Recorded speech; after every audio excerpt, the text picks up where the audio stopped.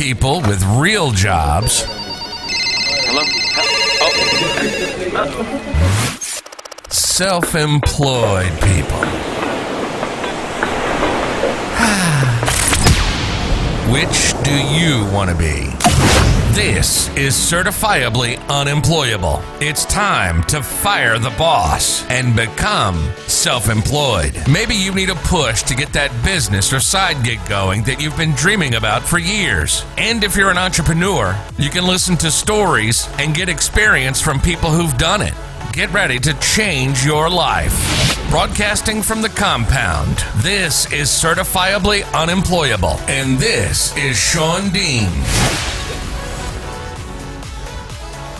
Welcome to Certifiably Unemployable. I am your host, Shawn Dean, and once again, we are super grateful that you, the entrepreneur, you, the future business owner, you, the one that is super busy every day, you chose to take time out of your schedule and be with us for this episode. So, you know, if we look back to episode 34, we talked about your business will look different tomorrow, right? So I'm going to be kind of talking more about that topic, but more specifically change. But as you're watching, if you're on YouTube, you're on Facebook, or if you're just listening as you drive on Spotify or one of the other podcast hosts, you know, go ahead and drop us a comment when you get a chance. Okay. Let us know what you want to hear. Let us know what we can do here at Certifiably Unemployable to make this the best for you, because we as a whole are here for the self-employed. We are here to support you 100%, and we will always be your biggest cheerleader. So with that being said, I do want to let everybody know that because of the pollen and all the stuff going on here in Florida,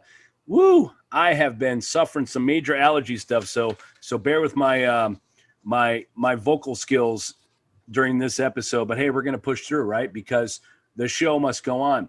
So we're going to be focusing today on our topic of change, and really more of the ability to you have to be able to adapt to change, right? Because if your business is going to grow and if your business is going to do certain things, there's going to be changes, right? Because if you think right now that what my business looks like today is going to be the same it is in 5 years, you're wrong. But in order for that to happen, you as the entrepreneur, you as the business owner, you have to be open-minded. You have to be willing to change. And of course, you know, you can be sitting here listening and you're like, well, Shawn, I'm an entrepreneur. Of course, I'm open-minded. But are you willing to go through and make those changes? We know as human beings, we're so caught up on the normal stuff every day, day in and day out. We're used to the routine. And so change can be hard. I know I've suffered with that whole mindset of, well, I don't want to change. I'm doing it just fine. So we're going to talk about a couple of things. We're going to give you a couple of quotes. We're going to give you some ideas and things that you can be thinking about. And also we're going to tell you a story of one company that I've referenced many times in my personal life, and how they weren't willing to adapt properly, and it ended up really shutting them down. So one thing I want you to remember, business changes, the technology changes, the team changes, the team members change. The problem isn't change per se, because change is going to happen. The problem, rather, is the inability to cope with change when it comes, okay? So change in business. So you might be thinking, how do I know I need to make a change? Well, one of the biggest things that I can give you as a recommendation is you have to listen to your audience. You have to listen to your customers, right? If you see that the way you do your billing is frustrating for the customers, make a tweak, modify that, because you know that people 100% are going to do what's easier for them. So if they find something about what you do to be an inconvenience or to be difficult, you're going to want to change. So allow yourself to really listen to the inner parts of your business, your customers. All right. Look at your competition, because you want to adapt when others are not offering. When let's say someone's not offering a certain service and there's this void in the marketplace, would you not think that that would be a perfect opportunity for you to walk in and have the edge on your competition and offer that service? Okay. That's one of the things that my partner and I, we try to do all the time within our businesses is we look, what are other people not doing, right? What is the service that we're offering that they're not. Okay. That could be just simply putting on a set of white gloves and treating your client a little bit better. But you have to be able to listen to what your audience is telling you, what your customers are telling you. Is that good enough? Maybe is that the question you're asking when you look at your business? Is my business good enough, or is my business great? Okay. So learn to understand what's going on inside your business, because just a slight tweak, the slight change might think, that's going to make things messy for a little while, but it's going to give you a different sense of momentum, right? That's one of the things that every business needs. Is business need momentum. And sometimes the momentum is going to be, it's going to be very volatile. It's going to fluctuate massively, but it's eventually going to level itself off. And they say sometimes when you make a change, it's going to be a good 3, 4, 5, 6 months down the road before you really understand how that change was properly implemented into your business. So I know you know the company Blockbuster Video, right? Blockbuster was a company that was originally founded in October of 1985. The founder was David Cook. And according to David Cook, the opening night at the first Blockbuster was a huge success, right? The story says that they actually had to lock the doors because of overcrowding. There were so many people inside that Blockbuster Video store that they had to shut the door and lock it because they didn't want to allow anybody else in. Now, the first thing that set Blockbuster apart at the time was their huge range of titles, because most other mom and pop video stores, you remember, those were out there, right? They can only keep track of 100 or so movies. Blockbuster, they had a specific barcode system that meant that they could track up to 10,000 VHS per store and keep each registered customer. Remember the little sticker they had, Be Kind, Rewind, right? And naturally, they would make a ton of money on late fees. So Blockbuster had to figure it out. So because of the success of Blockbuster and their concept, Cook, the founder, built a $6 million distribution center, not only so that new stores could pop up quickly, but also to house a huge range of titles, keeping them ahead of the competition, right?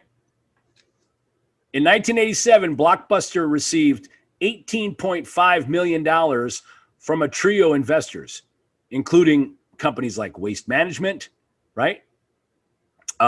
So that was huge. And by 1988, just 3 years after their first store opened, Blockbuster was America's #1 video chain with over 400 stores nationwide.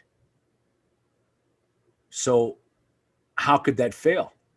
Because they weren't willing to adapt. They weren't willing to see what was happening in the marketplace, look at what happens in technology, look at how things need to change. They weren't willing to adapt. So let's go further into the story.